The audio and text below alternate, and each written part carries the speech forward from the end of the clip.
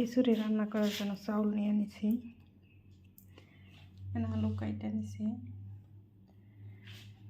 এটা হচ্ছে আতপ চাল দিয়ে দিছি, মুসুরির ডাল। এটা হচ্ছে পোলাও চাউল। আসসালামু আলাইকুম, সবাই কেমন আছেন?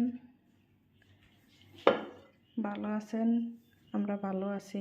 আপনারা সবাই কেমন আছেন? যে জায়গায় গরুর গোশ রান্না ছিল, এইগুলাই দিয়ে খিচুড়ি রান্না করব। এদিকে পেঁয়াজ, কাঁচামরিচ, টমেটো কাটে নিয়েছি।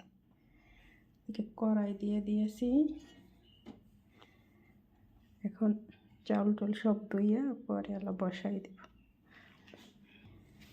এদিকে চাউল, ডাল, আলু দিয়ে দিছি। এখন পেঁয়াজ মরিচ দিয়ে দিলাম, অল্প একটু আদা রসুন দিয়ে দিলাম।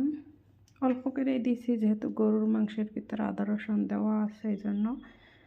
আর যে ঝাল, এলাচ, তেজপাতা দিয়ে দিলাম। কম করেই দিছি, যাতে গরুর মাংসের মশলাটা এতে হয়, তাই। লবণ দিয়ে দিব।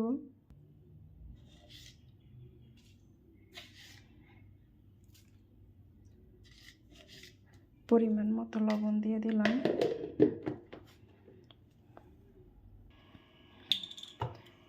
তেল দিয়ে দিলাম। তেল কম করে দিতে আসি, যা গরুর গোশের ভিতরে তেল আছে, এই জন্য।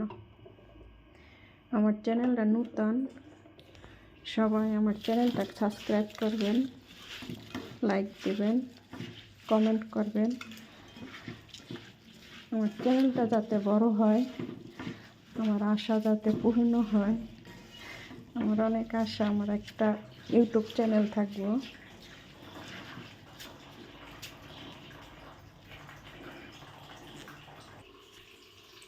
হাত দিয়ে ভালো করে মাখাই নিছি, সব মশলা দিয়ে, গরুর গোশ দিয়ে, সব কিছু দিয়ে ভালো করে মাখাই। এখন পানি দিয়ে দিব সিদ্ধ হওয়ার জন্য। যতটুকু পানি লাগে, একটু নরম নরম করব।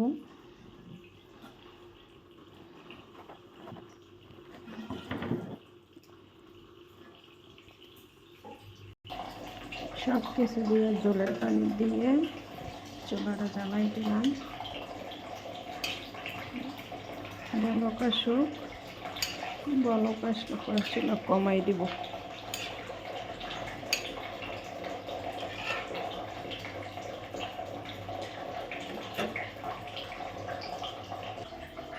এই যে দেখেন, আমাদের এখানে তেলের প্যাকেট দেখছেন, এগুলো 4টা করে একটা বক্সের ভিতরে থাকে, কার্টন করা। পরে একটা একটা 1 লিটারের। এই যে আমাদের এইখানে চাউলের প্যাকেট, এগুলো দিয়ে পিঠা খাইতে। আজকে বিকেলে আমি সেয়াই পিঠা বানাবো, এই জন্য এটা বের করে রাখছি, বিকেলবেলা বানাবো। আর এদিকে আমার খিচুড়ি বলক উঠছে, তাই চুলা কমাই দিলাম, সিদ্ধ হইতে থাক।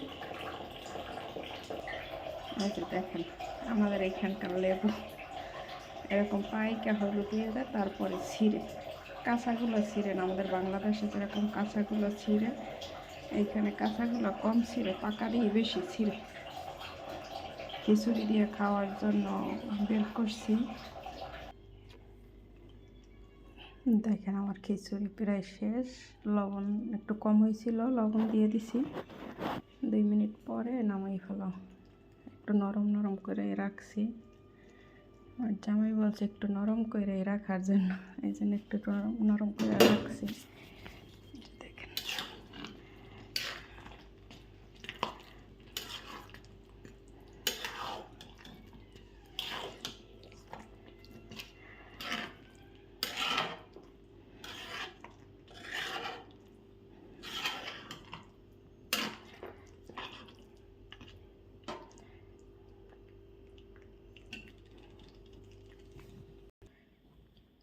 আমার খিচুড়ি রান্না শেষ।